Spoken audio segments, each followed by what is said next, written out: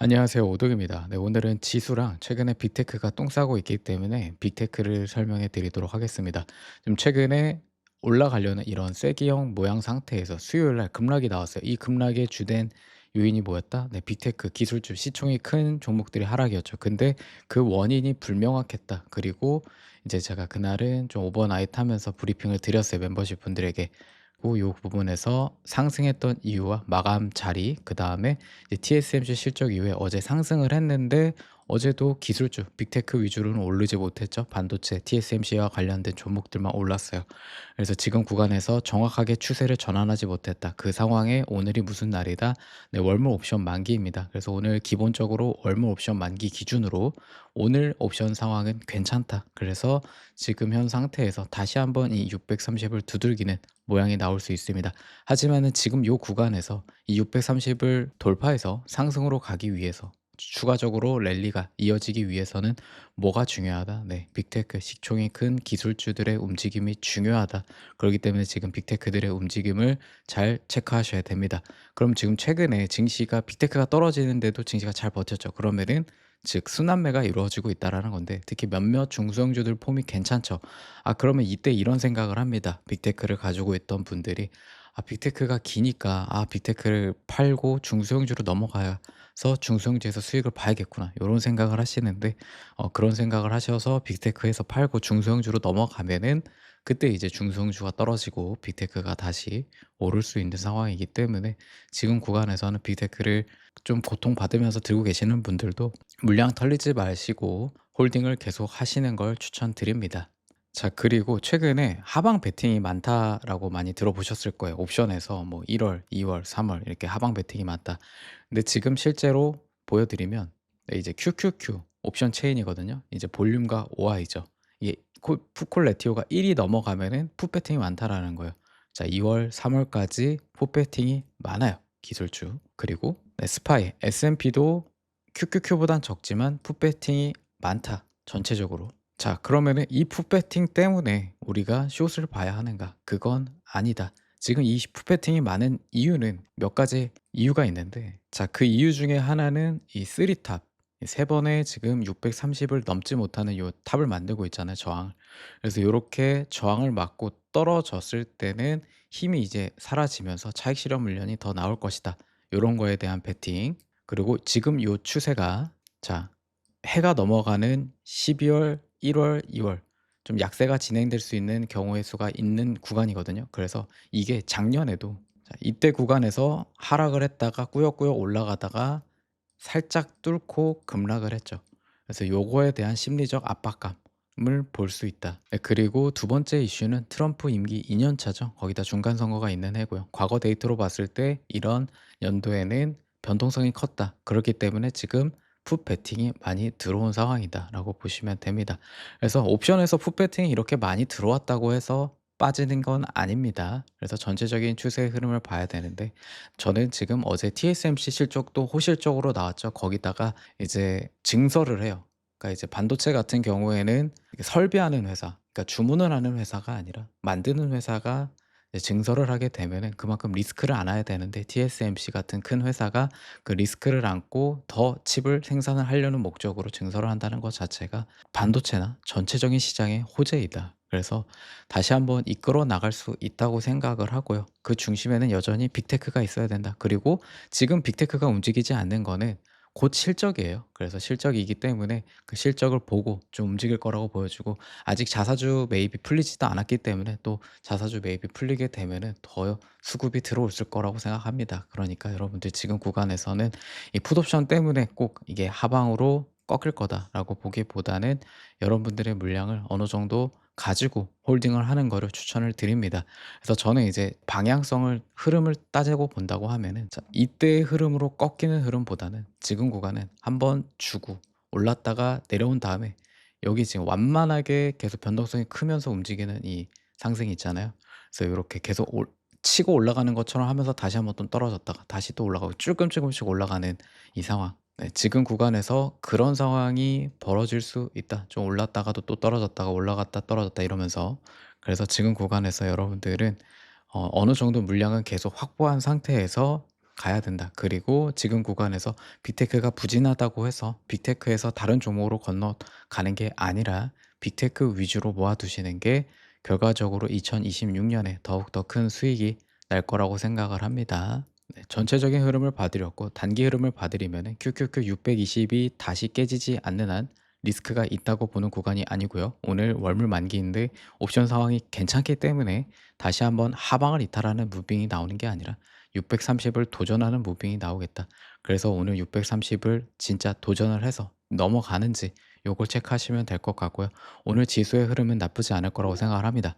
그리고 지금 여러분들이 걱정하는 패턴, 요 상승 쐐기형인데 엔딩 다이아고날 부분 있잖아요. 근데 우리가 생각하는 상승 쐐기형과 엔딩 다이아고날 위험하다고 생각해야 되는 구간의 쐐기형이 아닙니다. 지금 구간은 과열 구간이 아니기 때문이에요. 그래서 요런 쐐기형이나 엔딩 다이아고날이 나와서 이탈이 하더라도 요게 이제 뭐 리딩 다이아고날 또는 다음 상승을 위한 조정 구간으로 볼 수 있는 거다. 그래서 여러분들에게 전체적인 흐름은 상방으로 꼭 봐야 된다고 하는 거고 단기적으로 여기에 꺾일 수 있지만은 요 꺾이는 것 자체도 큰 하방으로 넘어가는 과열 구간에서의 엔딩 다이아고날 쐐기형 모습의 기술적 차트 분석의 모습이 아니다. 그래서 너무 걱정하지 않으셨으면 합니다. 네, 그리고 빅스입니다. 이미 멤버십 분들에게 설명드렸지만 여기서 월물 만기가 끝나고 바뀌면서 최근에 빅스 파생에 있던 공매도 포지션이 어느 정도 청산이 되면서 빅스가 단기간 튈 수 있다라는 부분을 설명을 드렸고 빅스 감마를 보여드리면서 딱 18 부근에 콜감마가 쌓여 있어서 단기적으로 18을 찍고 내려갈 수 있는 부분을 설명드렸습니다. 그래서 어제도 이 빅스 콜감마가 해소가 되고 내려가는 모습이 나온다. 그래서 어제 17 아래로 잠겨 있으면 걱정할 필요 없다. 그래서 17 아래를 넘지 못하고 다시 잠겼거든요. 근데 지금 예전과 좀 다르게 아래쪽에 음의 감마보다는 이 15 쪽에 쌓여 있어서 이 15 아래로 내려가기 당장 내려가기보다는 이 15 정도에서 지지는 나올 거다. 그래서 요 정도에서 좀 무빙이 나올 거다. 15에서 17 사이에서 단기간 빅스의 움직임이 있을 것 같고요. 여기도 여전히 리스크가 있는 구간은 아니다. 18 위로 넘어가는 거 아니면 리스크가 커지는 구간이 아니고 18 위로 넘어가기 전에 지금은 17 위, 17부터 보시면 됩니다. 그렇기 때문에 지금 구간에서 여러분들이 걱정할 단계는 아니죠. 17이 넘었다 하면은 이거 조금은 경계해야 되는 상황이 올 수 있다. 18을 다시 도전하는 구간이니까. 근데 지금 빅스 옵션 상황을 봤을 때는 아직까지 뭐 리스크한 상황이 보여지진 않는다. 그래서 이 리스크한 상황이 지금 보여지면은 제가 이제 멤버십 텔레그램에 올려드리고 있습니다. 자, 다음 반도체를 볼 건데요. 제가 반도체는 익절을 하는 건 상관이 없지만 절대 숏을 잡지 말라고 설명을 드렸죠. 그래서 지금 반도체는 추세는 상방이에요. 하지만 과열 구간인 것도 많다. 그래서 지금 여기 세계형에 올라가게 되면은 오버슈팅 구간이라고 설명을 드렸거든요. 그래서 이 오버슈팅이 어디까지 올라갈지는 저도 몰라요. 조금 더 과열이 더 지속될 수도 있고 이제 반도체의 과열은 좀 끝나고 요 바통을 이제 빅테크나 다른 쪽에서 받아서 지수를 유지를 한다. 그러니까 제 말은 지수가 급격하게 상승을 하려면 모든 종목이 다 올라야 되는데 지금은 반도체에 좀 과열대 쪽으로 좀 몰렸죠. 그 이 반도체가 식혀질 때 다른 지수가 또 받쳐주고 하면은 지수가 크게 꺾이지 않고 올라갔다 완만 꺾였다가 올라갔다 이런 식으로 올라가는 구간이 나오거든요.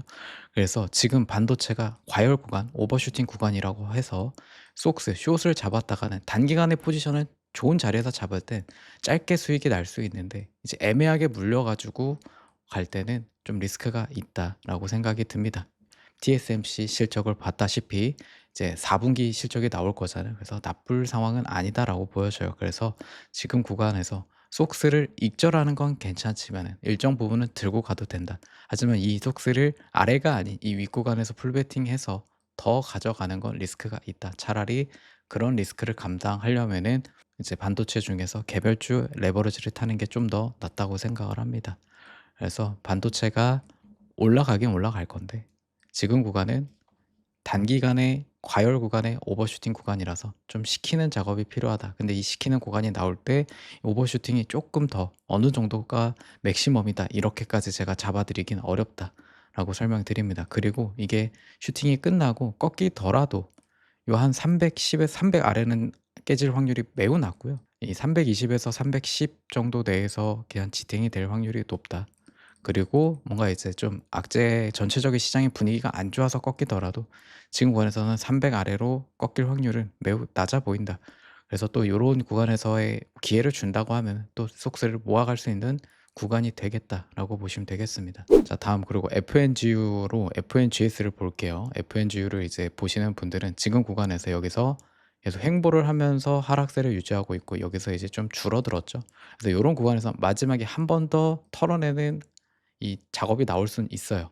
근데 지금 구간에서 여러분들은 여기 박스권에서는 네, 매수하기 매우 좋은 구간이다. 지금 구간은 여기서 여기를 견뎌내고 전환해서 다시 한번 큰 상승이 나올 수 있는 구간이다라고 보시면 되고요. 여기에 속해 있는 종목들이 떨어질 구간이 이제 별로 남지 않았습니다. 그렇기 때문에 하락할 확률보다 가성비가 올라갈 확률이 훨씬 높다. 그래서 지금 구간에서 FNGU는 나쁘지 않은 종목이다. 여기 구간에선 한 번 더 휩손을 줄 수 있지만 다시 한번 상승할 확률이 높은 자리다라고 보시면 되겠습니다. 자, 개별주 빅테크 빠르게 볼게요. 애플 같은 경우에는 여기서 이제 하락이 나오는데 베스트 자리는 요 박스권인데 이제 매수하기 제일 좋은 자리는 한 250 부근에 왔을 때다. 지금 구간에서는 여기서 한번 여기 260 구간에서 저항을 맞고 있죠. 한번 다시 돌파할 수 있다. 하지만 요 구간에서 맞고 다시 한번 떨어질 수 있거든요. 그래서 지금 애플은 빠르게 수익으로 다시 올라가기보다는 여기 구간에서 횡보를 할 수 있기 때문에 여러분들이 매수했을 때 좀 견딜 수 있는 구간, 좀 시간을 소비해도 괜찮은 구간에서 매수를 시작하고 분할로 시작하시면은 요 내에서는 전환을 해서 다시 상승으로 전환될 거다라고 보시면 되겠습니다. 자, 다음 마소입니다. 마이크로소프트는 저도 보유하고 있는데요. 심지어 레버리지로 보유하고 있어요. 개두들겨 맞고 있습니다, 지금. 마소에 엄청난 악재가 있는가 하고 했을 때는 그런 악재는 없어요. 그래서 제일 중요했던 자리가 이 470, 475라고 설명을 드렸거든요. 그래서 여기를 지켜주는 듯 했으나 한번 여기서 깨려는 무빙이 나왔다가 지탱이 나오고 펌핑을 주고 이게 휩소로 작용한 다음에 털어냈다. 그럼 요 구간에서 마소는 생각보다 많은 사람들이 털려나갈 수 있는 무빙을 나오고 있습니다. 그렇게 됐을 때 이 구간에서 과연 빠르게 전환을 할 것인가 요 부분까지는 저도 알 수가 없어요. 하지만은 지금 요 구간에서 빠르게 회복을 못한다고 하면은 적어도 2 주에서 한 달은 기다려야 되는 구간이다. 다시 한번 이 490 쪽으로 올라가려면은 시간이 소비가 필요하다. 왜냐하면 이 구간을 강하게 이탈했기 때문에 이 강하게 이탈한 거를 무시하려고 하면은 이번 주나 다음 주 내에 다시 470 위로 올려놔야 돼요. 근데 현재 옵션의 구성으로 봤을 때는 올려놓을 수 있는 힘이 적거든요, 호재가 터지지 않는 한. 그래서 그 호재는 뭐에 있다? 네, 실적대에 있어요.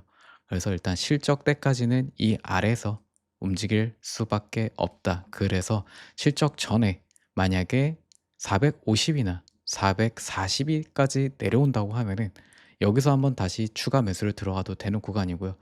좀 이제 뭐 물량이 많이 안 들어갔다 하면은 460도 괜찮은 구간이다. 그러고 나서 지금 마이크로소프트는 도망가야 될 구간이 아니라 바이 더 딥이다. 그래서 여러분들이 또 걱정하는 부분 여기에 빅갭이 있죠. 이 빅갭을 메꿀 것인가로 봤을 때는 이 빅갭을 메꾸려면은 이 어닝 때 망하면 매꾸로 내려간다. 그리고 마이크로소프트는 지금 주황색 요게 있죠. 요게 한 몇 년간 이어온 장기 추세예요. 그래서 저는 여기 하프에서 지켜주고 이 추세를 유지할 거라고 봤는데 일단 제 관점이 틀렸다. 요 구간에서 한 번 더 깼고요. 그렇게 됐을 경우에 지금 여기서 일단 비비는데 여기서 무리하게 일단은 투자하는 건 아니다. 지금 구간에서 깨졌을 때는 추세가 전환되는 걸 확인하는 게 중요하고 요런 핵심 구간에서는 매수가 한 번 더 들어갈 수 있지만 그 이후에는 실적을 보고 실적이 만약에 망해서 이렇게 떨어지는가를 봐야 되는데 이 확률은 매우 낮다. 여기 구간에서는 마소는 실적을 기반으로 전환을 할 확률이 훨씬 높기 때문에 지금 구간에서 물량 털리지 마시고 좀 홀딩 모아 가시면서 홀딩을 하면은 좋은 결과로 나올 수 있을 거다. 2026 년에는 그렇게 봐두시면 되겠습니다. 지금 마소는 2025년 4 월부터 7 월까지 딱 3 개월 좋고 이후에 횡보를 하면서 하락을 했기 때문에 기관 횡보 하락 조정이 밸류에이션 조정을 충분히 받았고요. 요 구간에서 상승분에 대한 밸류에이션 조정 나오고 다시 한번 상승으로 이끌어 나갈 수 있는 구간이 되겠다라고 보시면 되겠습니다. 네, 엔비디아는 강력 매수 추천드렸어요. 가장 베스트 자리는 여기 갭 메꾸는 부분, 여기 구간에서 매수하시라고 설명을 드렸습니다.